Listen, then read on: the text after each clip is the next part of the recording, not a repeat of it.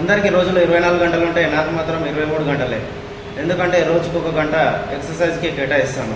ఒక్కనే కష్టపడతా, ఒక్కనే ఫైట్ చేస్తా, ఒక్కనే ఓడిపోతా, ఒక్కనే గెలుస్తా. కానీ వేరే వాళ్ళ సపోర్ట్ తీసుకొని మాత్రం అసలే ఎగరా.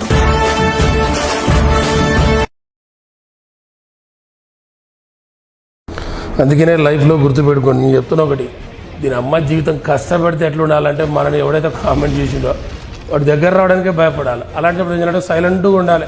వాడు అన్నీ వినాలి.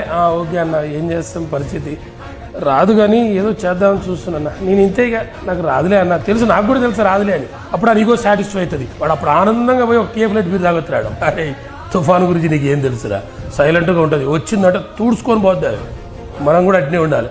ఒక్కడు మాత్రం గ్యారంటీ, ప్రతి ఒక్కడన్నా ధైర్యంగా, అరే ఏం కాదు, చదువు, ఈ దెబ్బకు నువ్వు కొట్టేయాలరా, నువ్వు అంటే ఏందో ప్రూవ్ చేసుకోరా, నీకు ఏదైనా హెల్ప్ ఉంటే నన్ను అడుగురా, నువ్వు ఒక్కడంటే ఒక్కడు సాయం చేయడు. ఈ రోజుల్లో నీకంటే తోపు ఎవరు లేడీ సమాజం.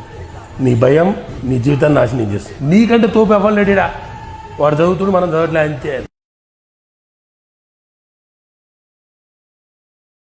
సరెండర్ అవ్వద్దు.